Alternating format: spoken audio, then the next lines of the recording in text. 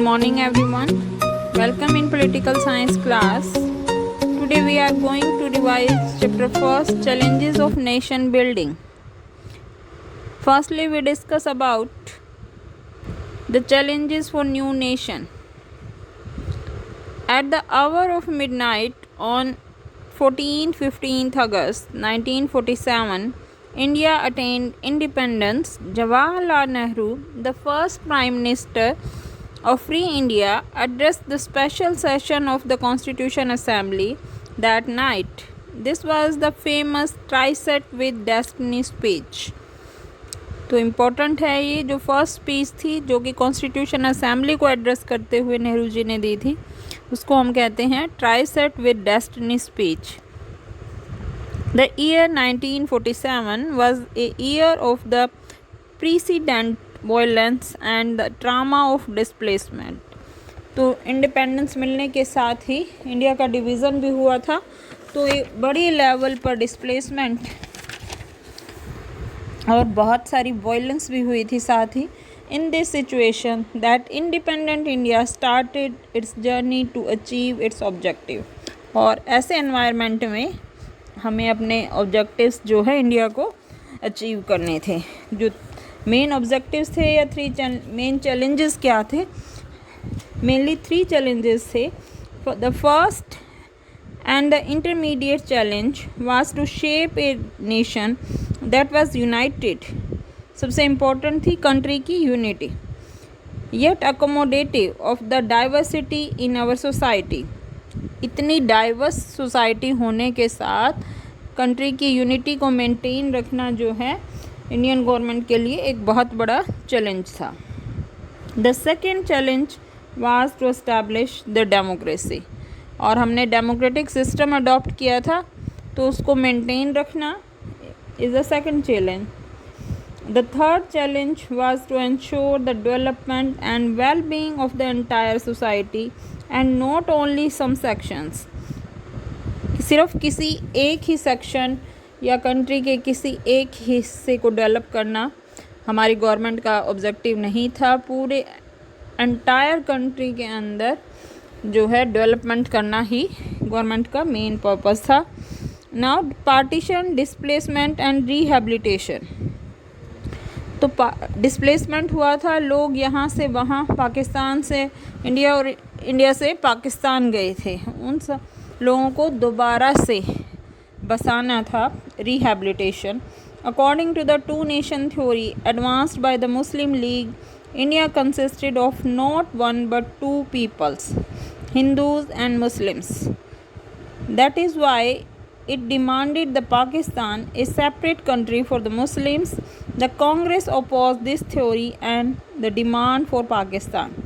तो ये मुस्लिम लीग की थ्योरी थी, टू नेशन थ्योरी, कि इंडिया में अगर हम साथ ही रहते हैं, मुस्लिम्स ने ये कहा, तो हमेशा हमें इन्फीरियर सिटीज़न की कैटेगरी में रखा जाएगा और कभी भी हमें वो प्रेफरेंस नहीं मिल पाएगी जो हिंदूज़ को मिलेगी. तो इसलिए उन्होंने एक सेपरेट कंट्री की डिमांड की, टू नेशन थ्योरी रखी कि 2 कंट्रीज़ होंगे, इंडिया एंड पाकिस्तान, जिसको कांग्रेस ने स्टार्टिंग में डिनाई कर दिया, लेकिन कुछ टाइम बाद उनको कांग्रेस को एग्री होना पड़ा. But several political developments in 1940s, the political competition between the Congress and the Muslim League and the British rule led to the decision for the creation of Pakistan.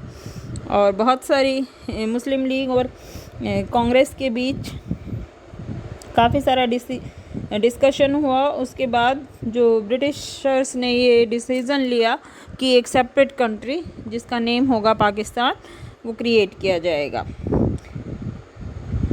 Process of the partition. तो किस तरीके से partition किया गया? क्या starting में कोई planning की गई थी? The idea might appear simple but it presented all kinds of difficulties. First of all, there was no single belt of the Muslim majority area in the British India. Means ऐसा कोई जगह नहीं थी जहाँ के सिर्फ मुस्लिम्स ही रह रहे हों. तो किस बेसिस पर कंट्री का डिवीज़न किया जाएगा, इसके लिए कोई प्री प्लानिंग नहीं थी.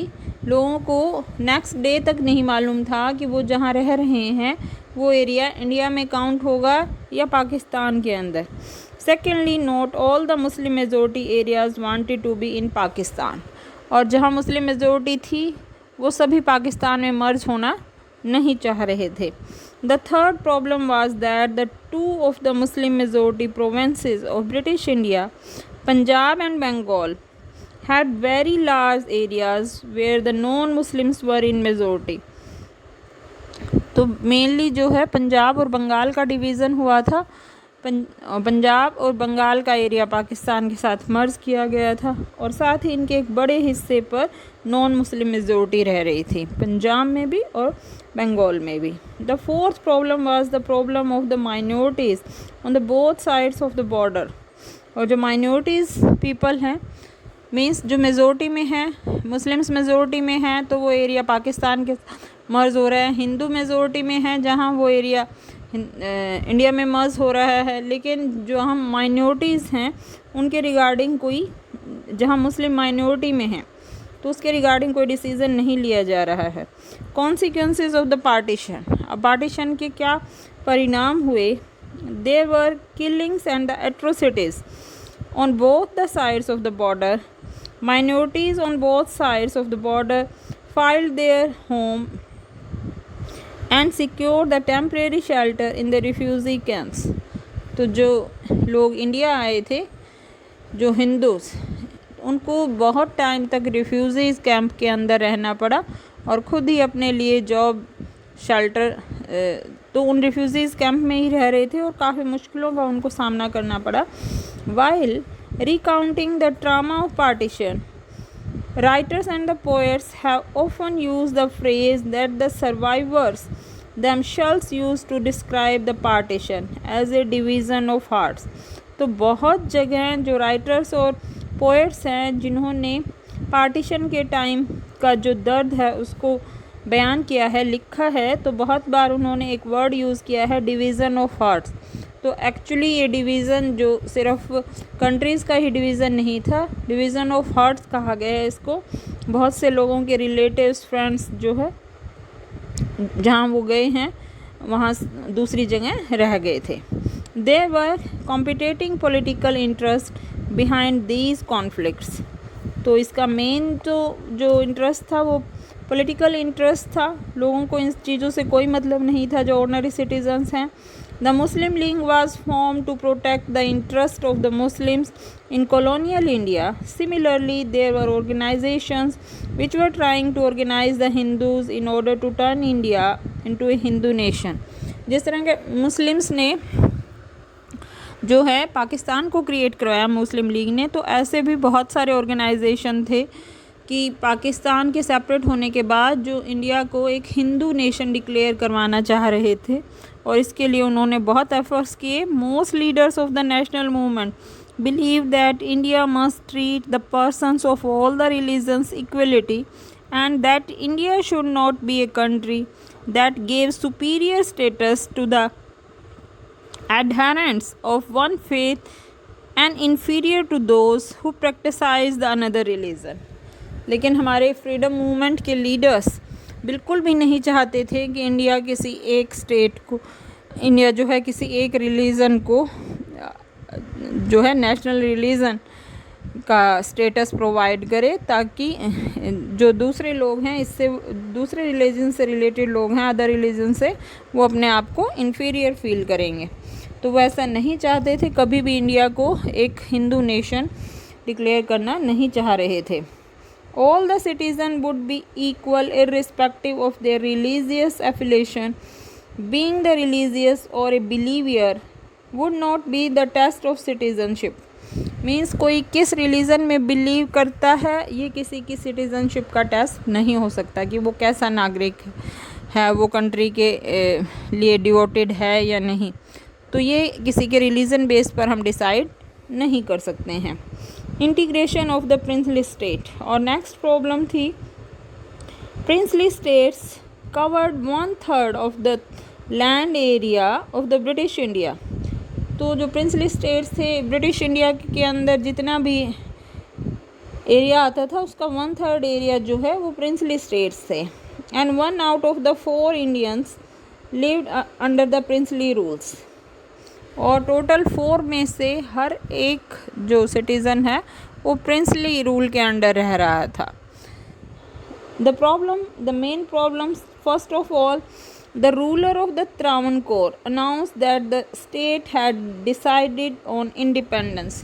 तो एक्चुअली क्या था कि ब्रिटिशर्स ने कहा कि जो प्रिंसली स्टेट्स हैं, यानी कि जो ब्रिटिश एम्पायर के अंडर नहीं थे, वो चाहे तो इंडियन यूनियन के साथ मर्ज हो सकते हैं, चाहे तो पाकिस्तान के साथ, या फिर इंडिपेंडेंट स्टेट के रूप में रह सकते हैं। ये उनकी विल पर है। तो सबसे पहले जो त्रावणकोर के रूलर थे उन्होंने ये डिक्लेयर कर दिया कि Travancore as a independence state रहेगा। The Nizam of the Hyderabad made a similar announcement the next day.